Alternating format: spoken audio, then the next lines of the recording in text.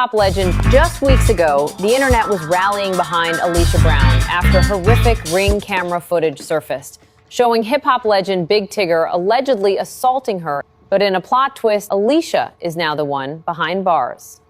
Late Monday night, Georgia state deputies executed a dramatic felony traffic stop on Interstate 85, boxing in Alicia's SUV. It turns out she was a wanted woman. Authorities revealed she was running from outstanding kidnapping warrants out of Maryland, warrants tied to the mysterious 2019 disappearance of a 10-year-old child. Alicia is facing felony charges for interference with custody and is currently sitting in a Georgia jail cell waiting to be extradited. I wasn't too hasty to jump on this topic. I found it unfortunate when the first set of pictures popped up. Listen, I'm just here to give my unpopular opinion and accountability. We're too grown, and too many of us are overcomers and survivors from certain things. DV is a big thing, and I think a majority of people have witnessed some level of DV. Whereas sometimes being on the sideline is just as impactful. Watching it and witnessing it and don't know what to do with it, that can leave a lasting impression on you as well. And so the little boy has a lasting impression on him. But more importantly, he might have to get some genetic testing because it seems like his mother may have some undiagnosed issues and or some diagnosed issues that she hasn't disclosed to her husband, soon to be ex, I assume. That is a big problem in society, undiagnosed grown folks that are trapped in childhood, young adult trauma, especially skin folk. Some of us, I love counseling, but some of us were taught that we don't go to therapy. We handle it in-house, and in-house is what broke us. In-house is what's been disturbed. And if we go off of that, just at my big old age, if I go back off my parents and their parents, how accessible was real therapy anyway? Church was therapy. Getting a switch was therapy. Getting your behind in the corner was therapy. Being seen and not heard was therapy. And then when I was a parent, time out was therapy. The village was therapy. So yeah, we wasn't even encouraged to go to therapy. The only thing we were encouraged about was sweeping under the rug. So you got to remember, the people that swept it under the rug, we are a byproduct of that. Those are the generational curses. Those are the men and women that we're dating. The baby boomer eras, the products of the ones who never got healing and never addressed trauma, that swept everything under the rug, that kept getting abused, the Gen X eras on down. Those are the ones that now therapy is introduced. I watched my father go to jail and get let out. They just drove him around, said just let it wait for a little while after he done beat everybody in the house, and he gets locked up and get right back out. Not even on bail, just get OR'd on recognizance. So now I have 3 men. They're raised off of a byproduct of me being a DV survivor. And then I have my own set of stories. And then now they're a byproduct of that.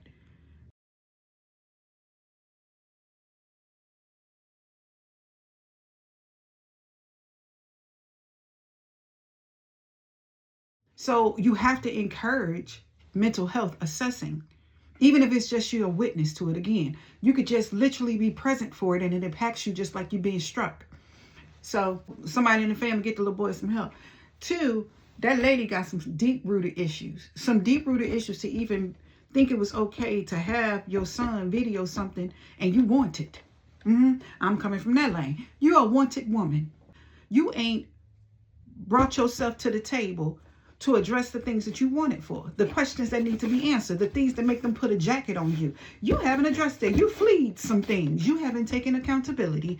That's where I know some things is going on. Now, I'm not going to try to get too involved in it and say what I can surmise from the snippets of what I've seen, because it's just too much.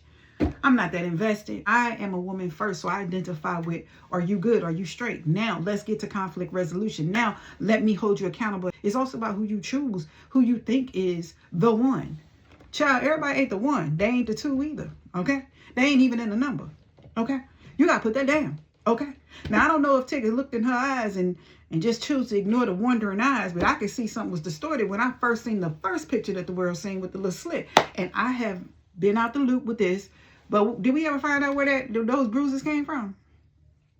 Because I was watching this movie and I seen this lady open the refrigerator and bust her head on it. And bust her head and messed her shoulder up and put these bruises all on her arm and said it was the man who did it, child. Now, I done seen a couple movies like that back in the day, but I seen one recently on a series, on a show, and on a movie. And I thought to myself, God dang. And it was so believable. But somebody had to run the in-house video back. They had cameras in the house. She didn't know the husband had put cameras up in the house. and show her shenanigans and her foolishness. And guess what happened? They saved somebody's life in that movie because she was plotting to take somebody out of there for some life insurance. Child.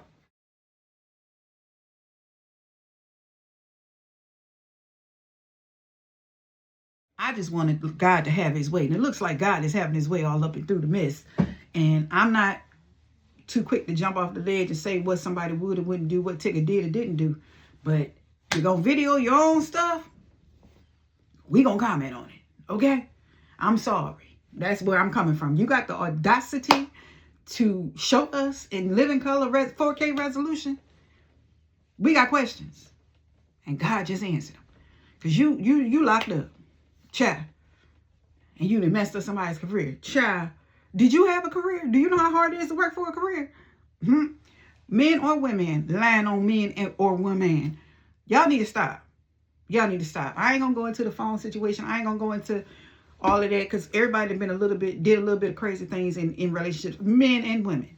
But baby, sliding across that floor, having my child record something because I need to know. And then I know I'm going to stay because I ain't got 2 legs to stand on. Child, if you going to stay, child, just pass that phone off and wish him a happy day.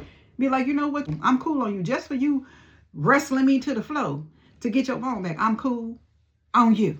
Okay? We ain't got to do all that. Right after that, what she should have did is like, okay, well, she ain't got the scruples. She ain't there. She's a couple of floors short on her elevator. It don't go all the way up to the top. What she should have did was start planning. That's what you plot on. Okay. I need. If I think. If I got the receipts, I need. Let me stack. Put that just in case money up right here. Y'all better stop playing. And teaching these young girls how to pull these scandals too, and these scams like this, it's going to get somebody really, really hurt. It's already hard enough for us to say what happened. It's already hard enough for people, male and female victims, to be believable. Child, but you keep making bogus video and recordings, then guess it'd be a lot more easier. Okay. This is your girl, Ava Cherie. God's love and God's peace to you all. I'll be back. I got another pressing topic that I want to talk about.